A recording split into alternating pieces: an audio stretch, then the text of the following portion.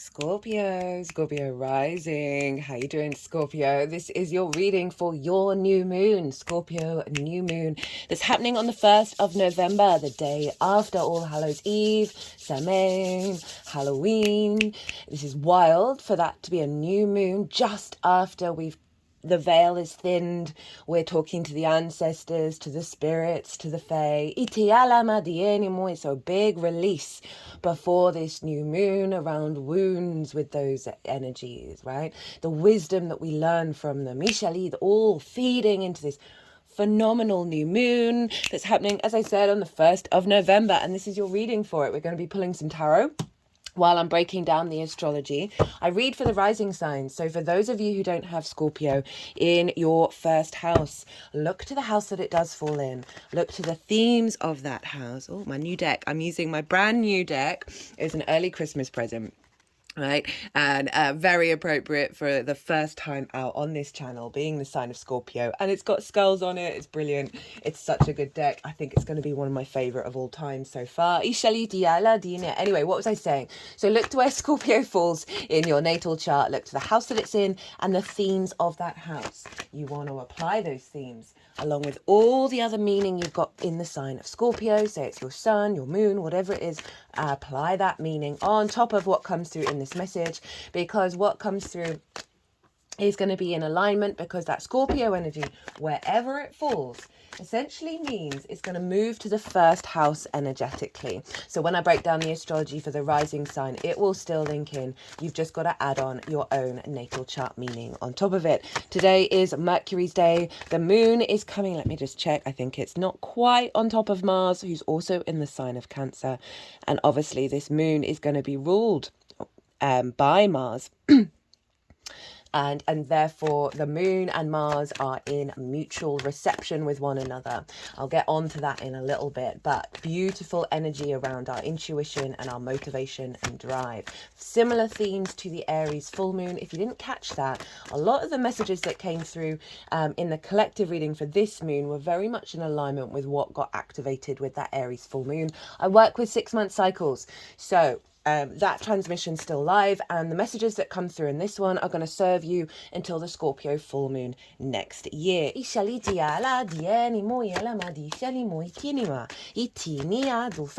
Hello, my name's Chloe. I work with card divination, astrology, and I channel multi-dimensional energies through my body. As you just heard, some vocal light language. You saw my hands moving around. That's a physical form of light language. And all of this brings in healing, attunement, and activation codes to the messages that come through in this reading.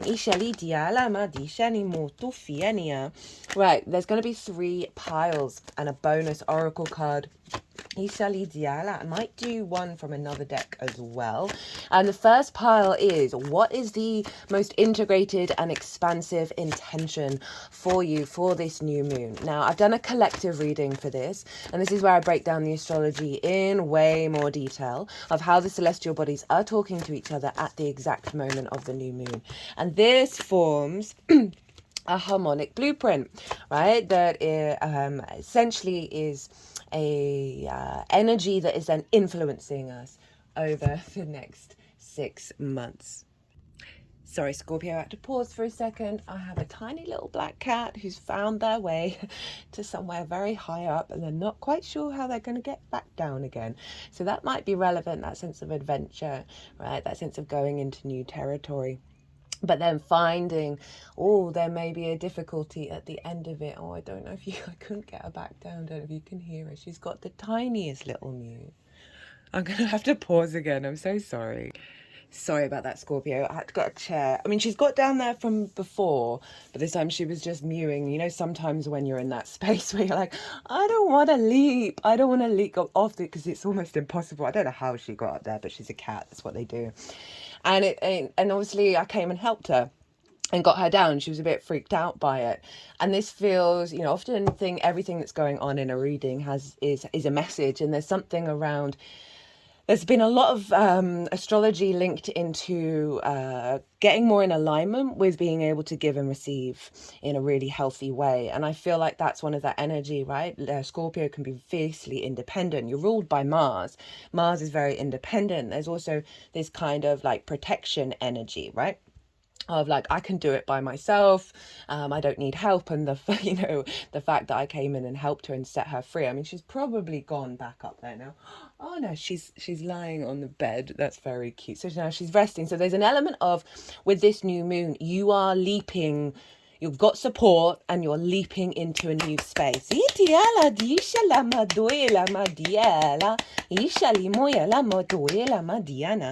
what was I talking about? I was talking about the collective reading. So it's where I've really tap into the energy of what's the most integrated and expansive intention of the new moon. So if you want a deep dive in that, I did some collective tarot, collective channeled messages come through in that as well.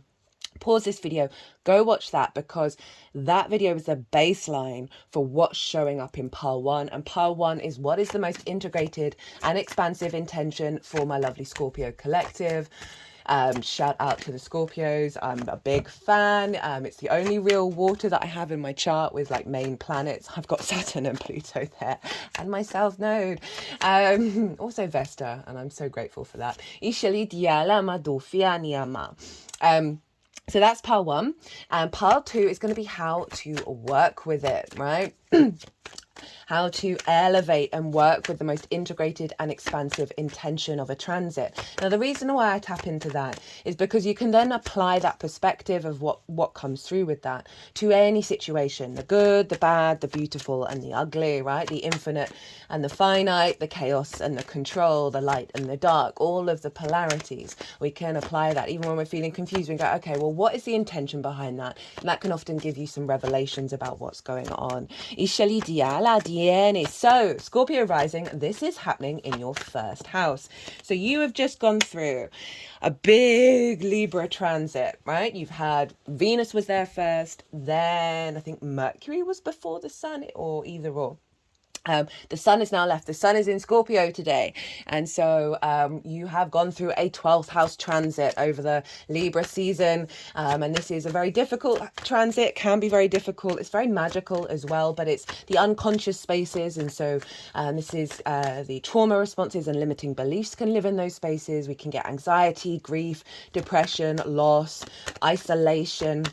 But underneath all of that, as I said, is the magic of your soul, because it's the hidden realms, the occult, right? And it's the cosmic trick of the universe to place the magic of ourselves underneath all the labyrinth of conditioning that we go through. So you've just gone through the biggest, probably the heaviest, most isolating, very magical, very spiritual time of the year. And now, Scorpio risings, you have a new moon that follows it very quickly off the bat of the sun moving into your sign, because this is happening at 9 degrees and 35 minutes. Ooh,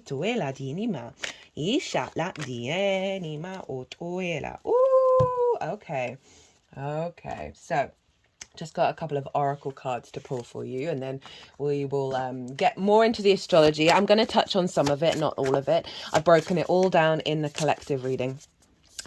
But so the sun and the moon aren't really making many aspects to any of the other planets or the asteroids.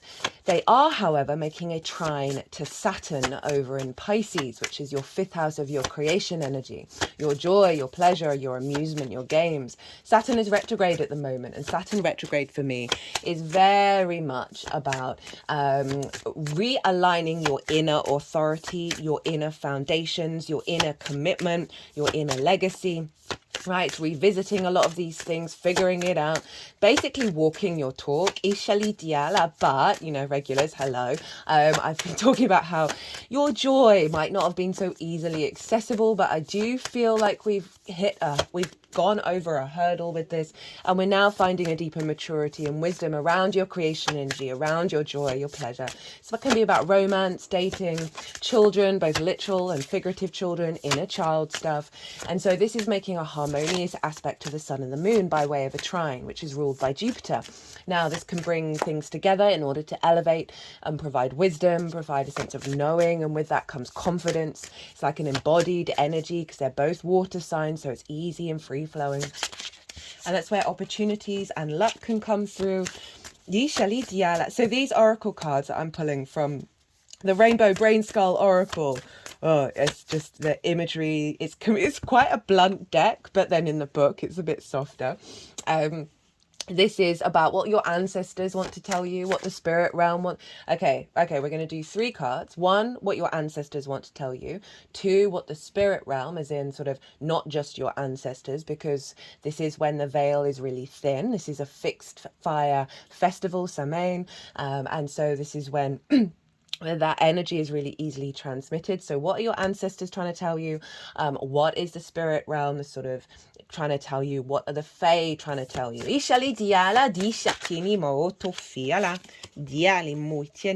there's no reversals on these, but let's put them all in the upright. So that Saturn trine is really inputting into your, and sorry, the first house of where the Scorpio rising is how you embody your sun or your moon. All depends if you've got a day or a night chart, which luminary is providing wisdom to your ascendant, who is your navigator through the cosmic waters, right? This is how you take action, the lens in which you take action through how you move through the world. It's your body, your character, your sense of self.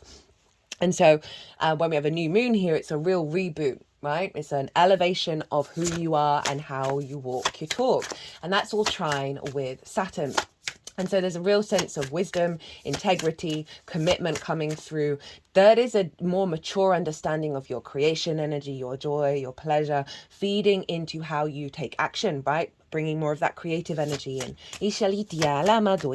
Mercury is in the sign of Scorpio as well. It's really far away. It's at 28 degrees, but it's still in the same sign and the same house. So Mercury in the first house is a heightened intuition around the next actions you need to take, right? Your sense of self, what your body's telling you. It's often very good at getting lots of very clear signals into via your body, your other senses, into sort of your perspective of then how you take action. A deeper understanding of self, right? So those are the major things that are going on with the sun and the moon. So now we want to look to the ruler, and that is Mars. That is your ruler, traditionally Scorpio, and that's what I work with. Mars is in the sign of Cancer, and that is your 9th house of perspectives, right? Your morals, your ethics, your philosophies, your connection to book, religion, source, nature, science, all of those matrices that are bigger than you, that you are figuring yourself out within them, right? And how you would like them to be. It's also about teaching, right? Mastering of something in order to share your perspectives, as well as going and living somewhere for a longish period of time in order to broaden your perspectives, right? And so this is all about perspectives, and Mars is there. And so when Mars moves through the 9th, your motivations, your drive, your actions are being realigned and re-upgraded with everything that you've learned since Mars was last there, which was about 2 years ago. Is really infused. The wisdom that you've been learning, your perspectives that have been growing and evolving, that's all feeding into Mars, as well as you being very intuitively aligned with the truth of your perspectives, right? That Mars in Cancer. And Mars is trining Mercury. It's also trining Neptune. Now, we've had grand water trines for quite some time now. It started off with Mars, Venus and Saturn. Then it moved on to Mars, Venus and Neptune. And now we have Mars, Mercury and Neptune. So essentially establishing a deeper connection to our water body, our memories, a higher level of intuition and a sense of nourishment and flow. And with the Mars, Mercury, Neptune, Neptune's retrograde at the moment. Neptune for me at the moment is all about pulling back the veil that we do not live in a magical reality, right? And really allowing us to see very clearly that is showing up in our lives, that miracles can happen. Very non-linear, synchronistic Piscean energy is getting really loud. And that's trine Mercury and Mars. And so again, that similar trine energy that I said with Saturn, there's a sense of higher wisdom. There's a sense of higher wisdom and just an embedded understanding and knowing that is in your water energy. And so we've got your perspectives, your creativity, and your sense of self all fusing together and elevating with this new moon. Now, Mars is also opposite Pluto by degree, and they are both squaring Juno over in the sign of Libra. Juno represents commitment, your ride or die. Pluto is all about your rooted power, your magnetism, your capacity to transform. It can bring up control issues, distorted power dynamics, obsession, possession, all because Pluto really wants you to get neutral about change, right? Because it's always going to happen. And so it'll bring up the distortions in order for you to surrender and let go and realize this is this energy is controlling me rather than in co-creation. And that's the tool of Pluto. Opposite Mars, square Juno. Again, Juno's in Libra, your 12th house, the themes of which I mentioned already. Pluto's in your 3rd house, the house of the goddess, opposite Mars, the house of the gods. This is where we bring our big picture philosophies into our day-to-day, right? This is how we find meaning on the day-to-day. It is our environment, our local community, the things we do regularly, right? It's not quite routine, but it's like doing the washing up, right? Opening a window in your house, right? Those sort of things that are mundane you do on a day-to-day basis. And the joy of the 3rd is finding meaning in all of those little things. And the more that we do that, the more we open up the field for the universe to come flooding in with a real sort of rapturous energy. It is the lens in which you communicate as well as your environmental frequency. So it's Capricorn. There's a level of authority in which you speak. There's a commitment. There's a long-term grounded energy with you. And Pluto's there. I've done a Pluto and Capricorn transit series. I thoroughly recommend it, especially the oracle reading, because I talk about the astrology with Pluto linked into Neptune and Uranus. They are all in yin signs, making harmonious aspects to one another. They're all going to move into yang signs and make harmonious aspects to one another.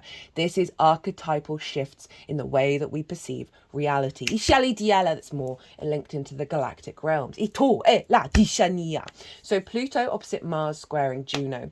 This is a deep level of transformation around your motivations, your drives, your perspectives, with the Juno commitment to elevating the balance, the equilibrium, the magic of your soul, which is the Libra energy, and infuse that into elevating the way that you communicate and the way that you find meaning in the day-to-day. Remember, this is a new moon. So this is going to unfold over 6 months, right? And so with that opposition and the square, it's forming a T square. Mars, Pluto, Juno, T. End of the T is the release point of that energy. So all of this is funneling into your 12th house, right? Of really doing a deep cleanse, real deep cleanse, because the 3rd house can also link into schools. So it can be wounds that you faced in childhood. Around your motivations, around how you perceive the world, that is out of balance, because Juno is making sure that that's coming into balance. The magic of your soul is coming through, as well as the commitment to release a lot of stuck energy. The main message that came through in the collective reading was what's going on with all of this scorpionic energy is actually allowing us to build in a very abundant way. So many pentacles came through in the collective reading. Right. Okay, the energies that I work with, they are just gonna they are just going to put these cards in the order that they wish them to be in. Okay, and we've got the 3. So the ancestors, the spirit realm, and then the Fae. I'm a bit nervous about bringing the Fae in. I respect them deeply, and I mean them. No, I've got some Irish friends, and they've told me some stories. If you fuck with the Fae, like they will, they'll make your life a little bit troublesome. And when I say a little bit, quite a lot. I just heard we are here with you, sister. You do not need to worry. Neither do those who are watching. But I'm saying that just sort of, you know, even if they've got little wings and pretty little outfits, there's a very powerful energy behind that you do not want to mess with. Okay, so what is the most integrated and expansive intention of this new moon for my lovely Scorpios? We have the Two of Wands, the Four of Swords, the Ace of Cups, and the Six of Wands. I really, really like this energy for a new moon and a new moon in the first house, right? And remember, as I said, if you've got like a Scorpio sun in the sixth, you want to apply the themes of the sixth house as well as the energy of the sun and know that you're getting a fresh new energy come in, right? And the houses and the themes that I linked in, you apply that to everything that you've got going on there. So the Two of Wands, this is saying you're in a really strong position off the bat. This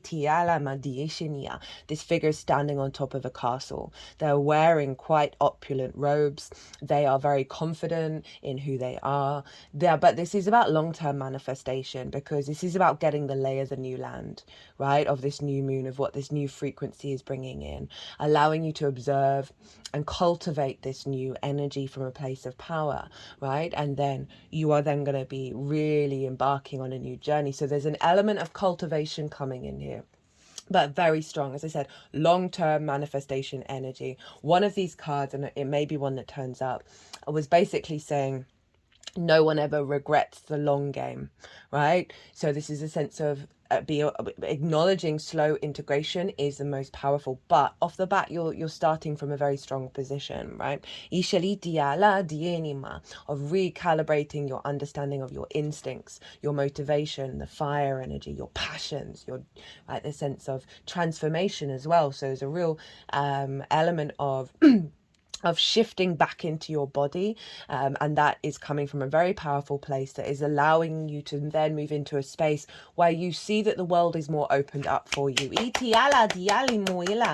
That reminds me, I need to turn over what was at the bottom of the deck. Well, hello, the High Priestess. So she came up in the collective reading, and this feels very underpinned with this of she knows that she is drawing towards her that which brings abundance and fertility, with the pomegranate and the palm leaf there, of your needs being met, of nourishment coming in, and a real deeper embodied, it's the moon's card of that water energy within you, that you have confidence in how things are going to unfold. You don't necessarily know what's going to happen, but your energy is really powerful right now, of activating a deepening of self that is propelling you into a new frequency.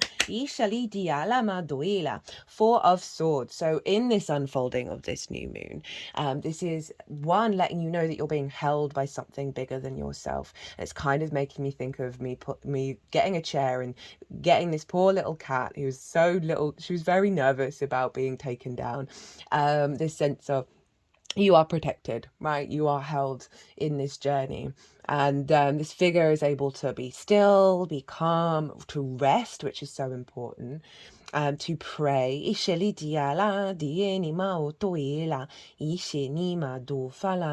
meditate, to contemplate. And they're contemplating the Three of Swords that are no longer there, right? That heartbreak, that heart discordian energy. And in fact, they're doing so in order to get the Ace of Swords. So this is a higher clarity and vision and perspective, right? Mars up in the ninth, around that you are held, and that we are, you know, for the last couple of oracle readings, the messages have got a bit more hardcore, of where we're really becoming more confident and comfortable dealing with difficult situations, dealing with old wounds, dealing with heartache, and we're coming through with more elevated wisdom around that. And so there's a real sense of, but these swords are out, so there's something about this new moon that whatever these were, they're no longer trapped in your heart anymore, and you're doing some deep healing with this process. Because then we got the Ace of Cups, right? Renewal. There were three aces that showed up in the collective reading, not this one, right, which you thought you would have done with a Scorpio moon, but all the other aces did, right? So with this process, you are stepping into the Ace of Cups. This is a renewal of self, right? It's water, and Scorpio, you're obviously water, but it's with peace. and with this sense of abundance, right? Rather than scarcity, there's a real sense of renewal in your emotional body, in the way that you move through the world and how you look at it, right? That Aries full moon was helping us work through distorted power dynamics, right? And so is this moon as well, because one of the cards, the right use of power, came up in both of those readings, and we had Mars opposite Pluto then. It wasn't exact by degree. That's happening with this new moon. But anyway, there's a sense of moving away from being on the defensive and being sort of a bit paranoid. I talk more about that in the collective reading, and really allowing that flow to come in. So that's a beautiful transition, right? From that 2 of Wands, 4 of Swords, right? Getting the lay of the land, allowing yourself to breathe and let these sword energy, that the swords have gone, but the recalibration process is going to be happening. That's leading to the Ace of Cups, and then the 6 of Wands. The 6 of Wands is acknowledging this person instinctively knew they had to go and do a thing. And that thing was difficult, right? But it was in their blood, in their instincts. It was their passion. And through that process, they've completed that thing, and they're being recognized. There's a sense of victory. This figure's going off to go and have a massive celebration, right? So there's a real sense of acknowledging the journey that you've been on and feeling very, very victorious, right? And this is also potentially about being recognized for who you are.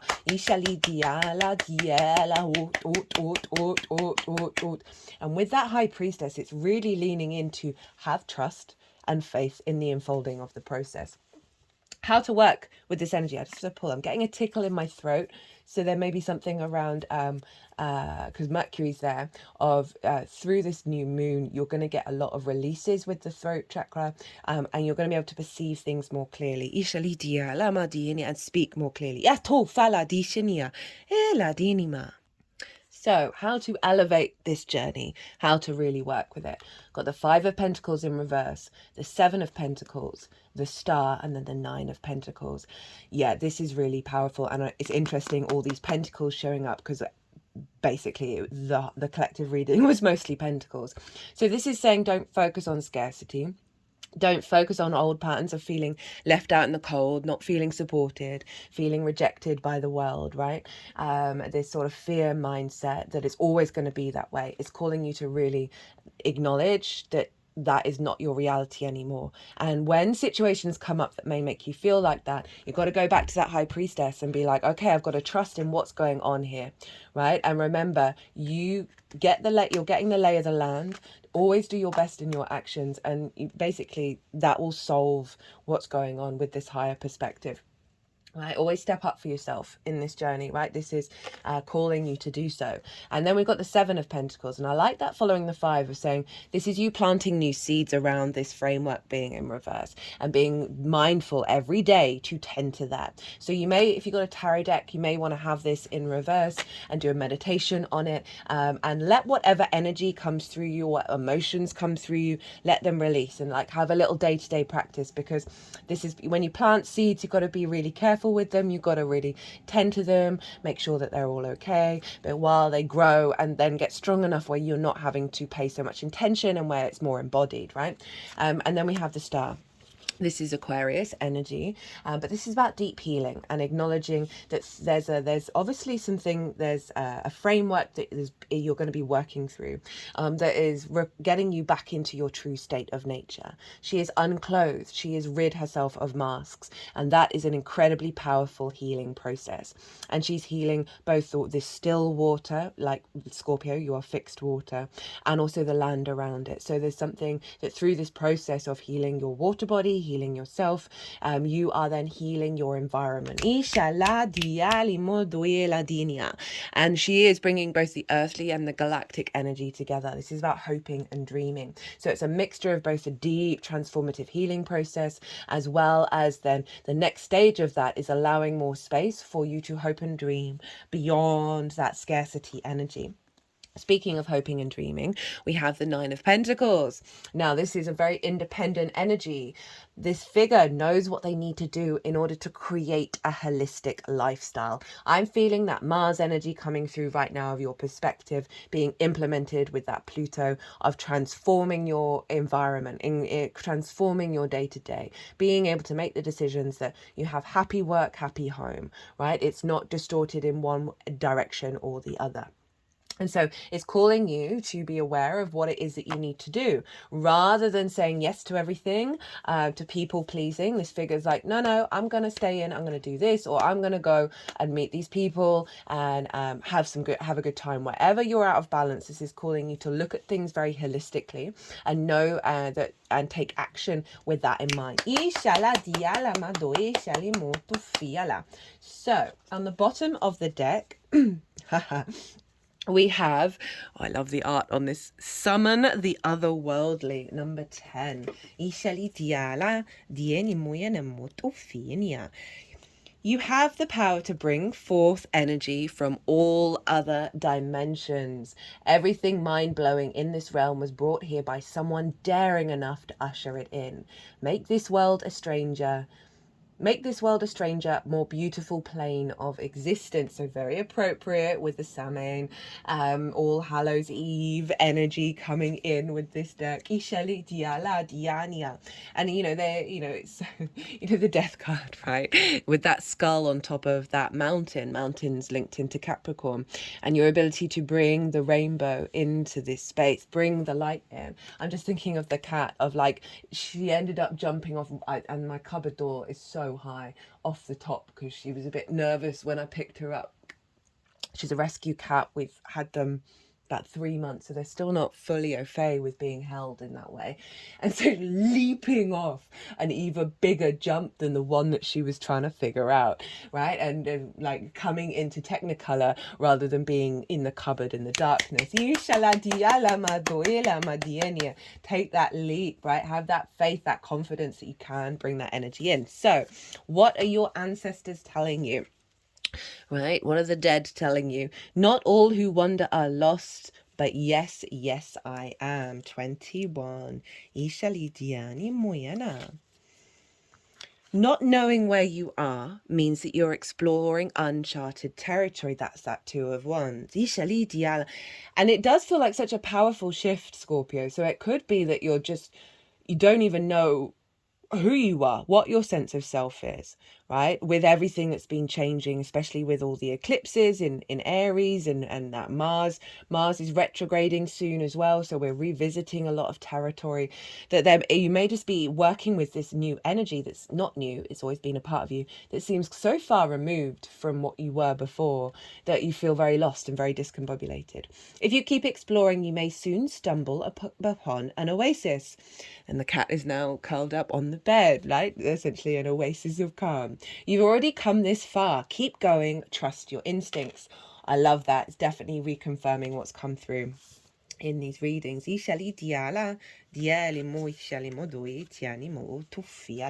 And now we have from the spirit realm. I am not a fractured being. I am multifaceted. It's one of my favorite things to talk about, is that we are multifaceted beings. We are capable of holding many different frequencies, many different ideas and sensations and emotions all at once. You may feel scattered, but you are a symphony. Many instruments joined together create a beautiful soundscape. Appreciate your many different moods, skills, and problems. Trust that they are all working together. Ooh, again, great card for the self. Great card for a new moon of the self, of this awareness of self and the peace that you're finding with that symphony of self. Now, what do the Fae want to say? There is more where that came from. I love it. The cosmos are always evolving, and so are you. So much more is on the way. One day we will understand exactly what this era was all about and why it needed to happen. Yeah, big change, and you are expanding so wide, Scorpio. This is beautiful. This is beautiful. Ishalima dieni modoe shalima do shalima. Dia lama dieni mo to fiala. So just wanted to pull another couple of cards. We got the Devil, trapped, loss of freedom, fear, ruthlessness.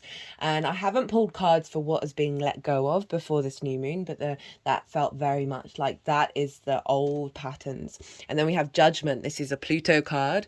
Results, decisions, outlook, finality. Ishalitia dieni. The outlook is changing. There's a finality with what has come before. Ishalima doela, and you're going to see results. Itala. Oh, I like that. Put it on Summon the Otherworldly. Woohoo! Okay, Scorpio, I'm going to leave it at that. The oracle reading, I always pull these oracle cards before I do any transit, will come out after the all 12 signs. So come in and check that out, because they're always, I sum up everything and the message is always so incredibly powerful.